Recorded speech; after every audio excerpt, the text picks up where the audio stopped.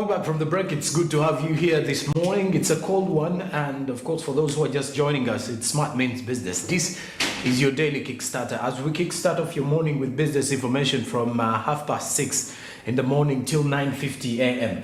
Now, as we are getting into our SMB Insight, we are definitely going to be rotating around conversations leading to the fight against malaria. Of course, there's quite a number of a lot of funding that has been put in place to ensure that the government fights malaria. Back in the time, if you're to trace back, government has been able to buy mosquito nets to continue giving out to most of the people in one way or the other. That is also in the fight against malaria. Now, by the look of things here, there was a launch of a campaign to eliminate of April, and the approach was Malaria Awareness Month to malaria on the 25th of April, 2023 walk that will be slated for 23rd. Now, besides that, the global theme for this year is time to deliver zero malaria, invest, innovate, and implement. Now, investment is where our main focus is this morning as we talk business, and as a matter of fact, how much is the government invested? Now, joining us this morning, we do have a gentleman who is going to be taking us through all these details, and he's joining us via Zoom. This is none other than Peter Mbabazi, Coordinator, Finance and Multi-Sectoral Partnerships at the Ministry of Health, as he takes us through what has led to this particular initiative, because malaria, according to some of the key analysts and researchers, has also contributed to the poverty levels in society because of the much money people invest in, or the much money that people who are treating it end up getting, and yet sometimes it has actually led to death, to the increase of death rates as well. Now, we're definitely linking up with Mr. Peter Mbabazi at this particular moment to understand more about this entire issue. Good morning, Mr. Mbabazi. Good morning to you. Glad to be with you. All right. Yes, you are speaking to Joram Posonko from Smart 24's SMB, and it's a pleasure having you. Thank you. All right. Now, we shall definitely kickstart from there. If you are to just briefly give the viewers an insight of the campaign which was launched to eliminate malaria in the country. Yeah, thank you very much, and again, good morning, viewers. Yes, malaria, as you may know, is the leading cause of morbidity and mortality in the country, and Uganda still ranks 5th in the global death of malaria, and 3rd in the cases of malaria, according to the World Malaria Report of 2022. So we are still really not looking well in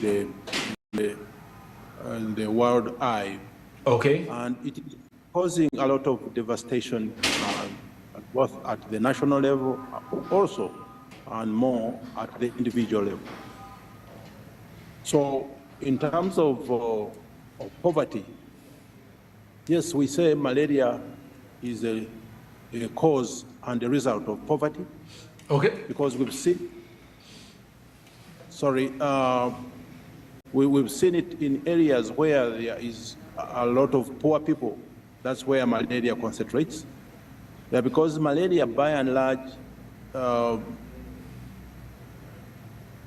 manifests itself in the way you live.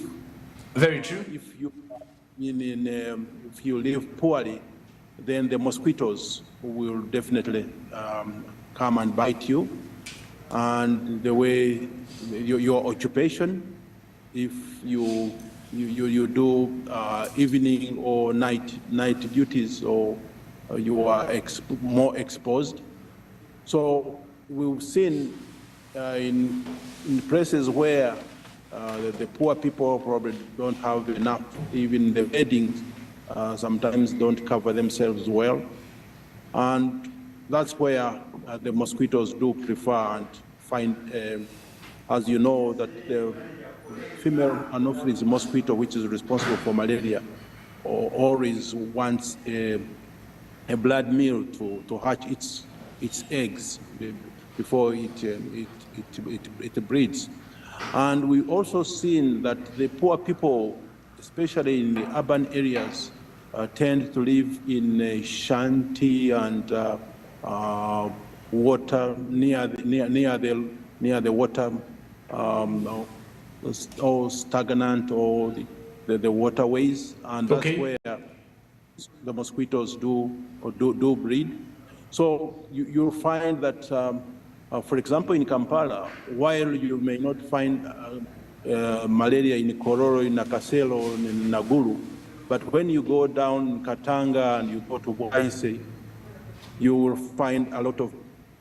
So we've seen again, when we did our malaria indicator survey back in 2018, we found out that actually Karamoja was the leading with about 30% prevalence, followed by West Nile, and then Busoga coming third. Okay. West Nile with, yes. And Mr. Mbabazi, my other question would be really, what has the Ministry of Health been able to do in order to fight malaria? If you're to take us through a little bit of the initiatives that you've been able to do as the ministry to put an end to malaria. You've mentioned some of the areas here of the underprivileged especially, but what is then the ministry doing? We've managed to distribute mosquito nets every 3 years, thanks to our supporter, Global Fund, that has supported this initiative. And we give free nets to all Ugandans, at least a net for every 2 Ugandans. And we've been doing it in the last about 9 years or so. And this time around, we're also having another campaign starting this month. We'll be distributing nets. So viewers out there need to look out to make sure that they get their nets, and they are able to hang their nets on their sleeping space and sleep under them every night. So we see the risk perception where people have lived with malaria, and malaria is no longer causing a lot of threat or risk to them, and yet it is actually devastating them. So as the government, we've also had to do indoor residue spraying, where we spray insecticide inside the houses, but that is limited only to about 10 to 15 districts. Because of the budget limitations, we are unable to cover all the need that we need. Okay. We also do what we call larviciding, where we do dose the breeding sites or stagnant water near the homesteads, which kill the larvae of the mosquitoes. But that is again limited by the funding. We cannot go to scale because of the limited funding. So that is in terms of the vector control.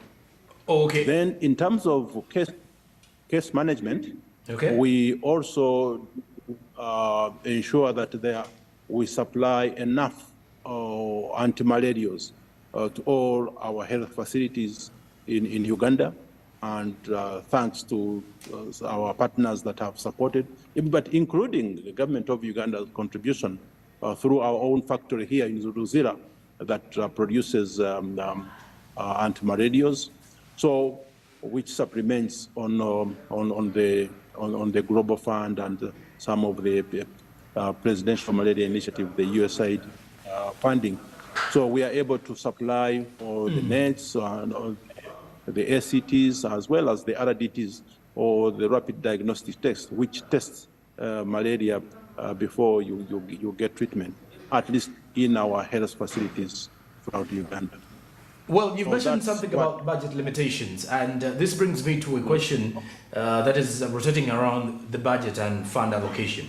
Is there in any way, according to the budget framework paper that was already released for the next financial year, are there some funds that have been allocated to the Ministry of Health purposely to fight malaria? Yes, there has been, and I could say, for example, that larviciding is a government of Uganda funded budget 100%, although it only covers a few districts. We have also some government funding on indoor residual spray. As I have said, there is also funding for the ACTs from our own factory here in Rosira, the Quality Chemicals factory. Government also actually supports a lot in terms of the health systems, paying the health workers. Running that whole health system is quite an expensive undertaking, and government does that. So it's only I could say the commodities that sometimes have short of our budget coverage. And indeed, yes, we've been urging government really to increase more so that we do not rely on donors for our own survival. So yes, government has been increasing the budget, but we must recognize that we are also in this post-COVID, the economy is still really struggling. There isn't really enough that can go across all the needs. But yes, there is efforts, and government is really prioritizing this. Thank you.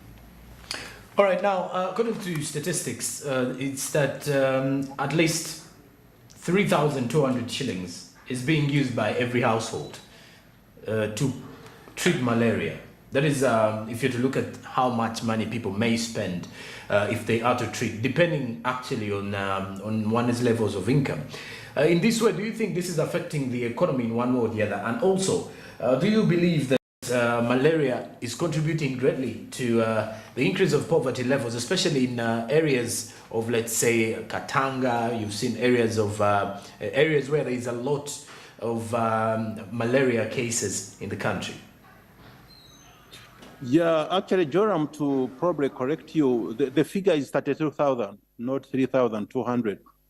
That is just, I could say, the minimum, because you do not consider somebody who has to board a taxi or a boda to access the health facilities, and it doesn't also include the time that one has to spend to actually join the queue and almost spend the whole day.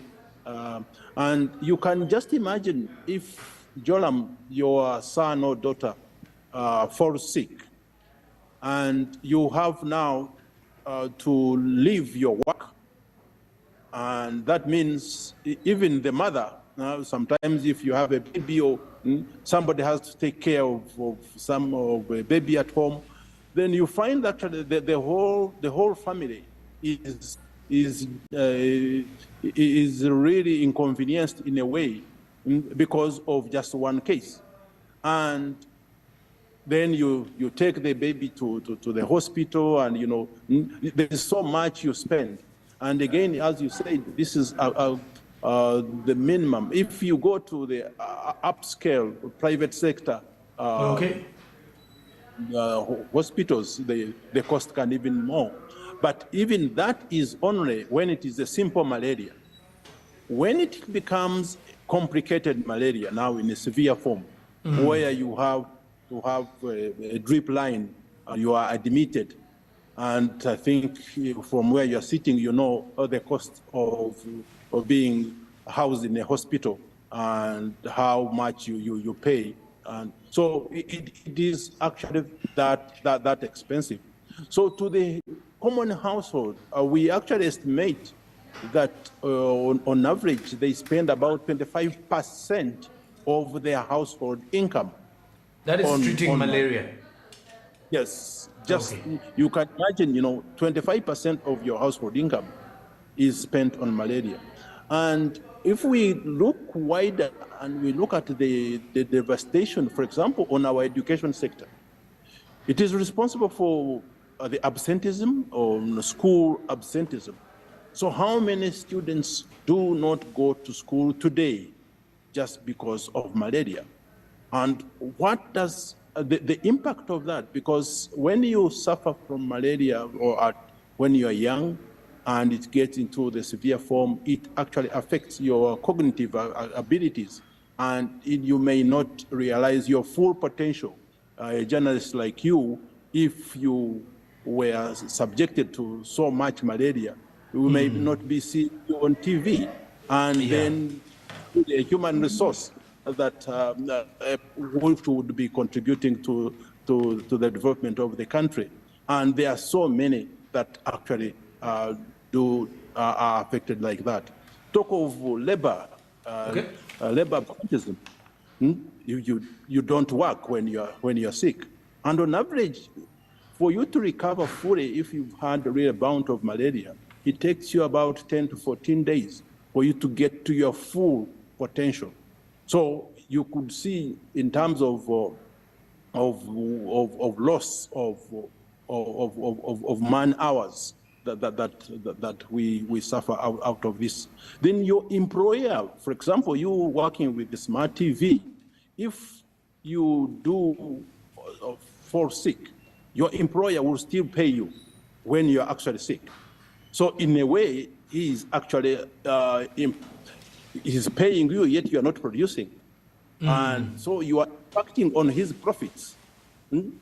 So in a way, it actually affects on the profitability, it affects the economy. So the revenue authority will not collect enough revenue if a fraction of what ought to have been produced was not. In terms of the output, those who go to the fields, if you are sick, then you don't produce, then our productivity is low. So it actually affects a wide spectrum of our livelihood, of our lives, as well as our economic development. So you could say, actually, this is what I'm telling you, that it is, malaria is indeed a cause and a result of poverty. So when we are to tackle development, when we are to attain our middle income status, we must deal with malaria. Short of that, we will not get there. All right, now, as I'm letting you go in just a minute, which advice would you give to the Ugandans in order to fight malaria, real quick, as we're summing up with our discussion? Yeah, we've come up with a slogan or a theme called Mass Action Against Malaria, and we are making malaria everyone's business, including you, TV presenter.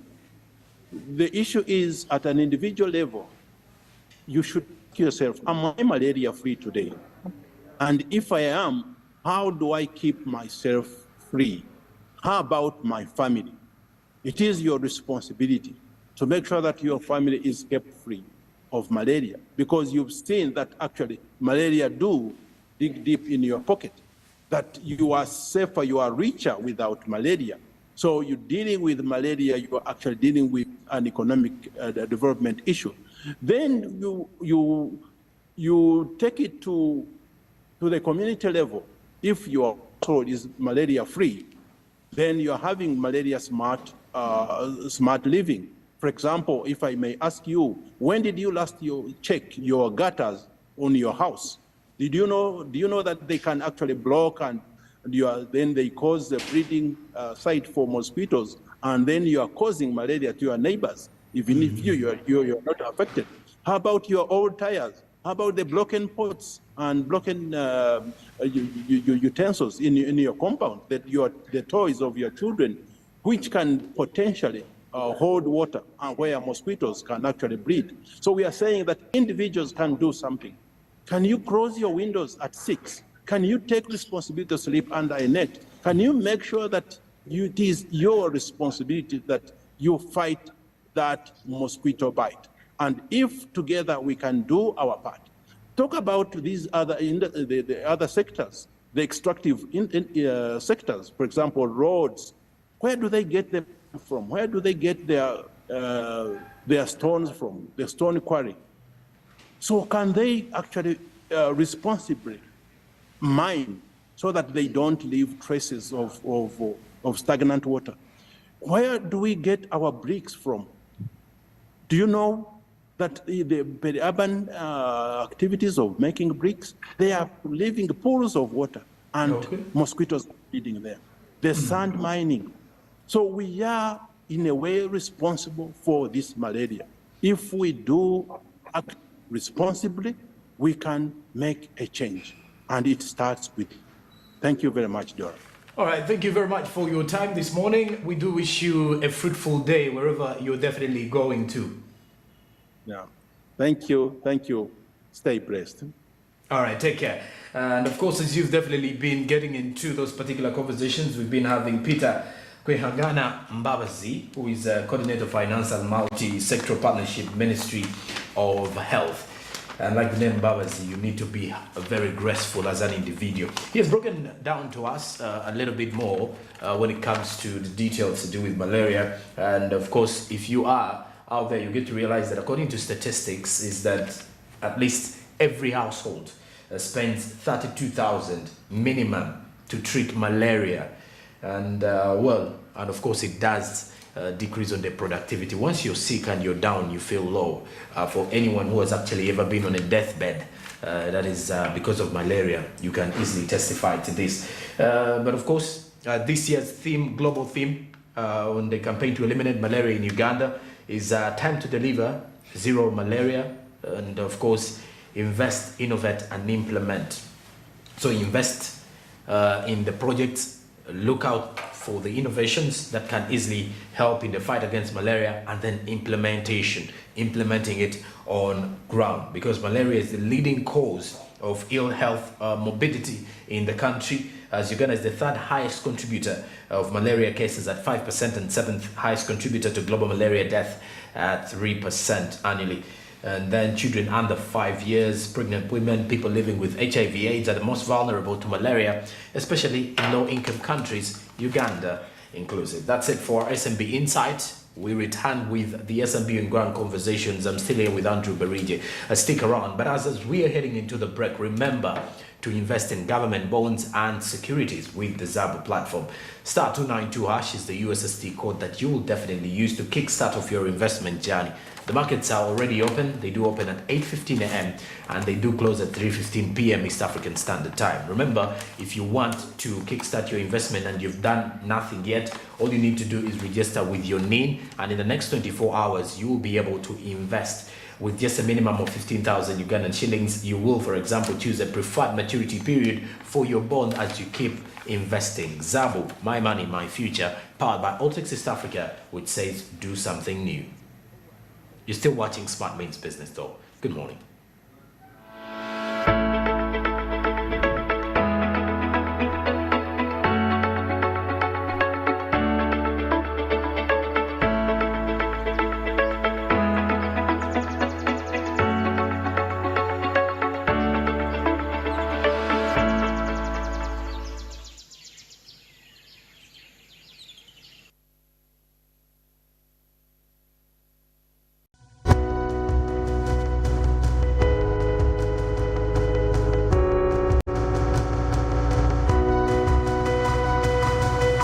Smart 24.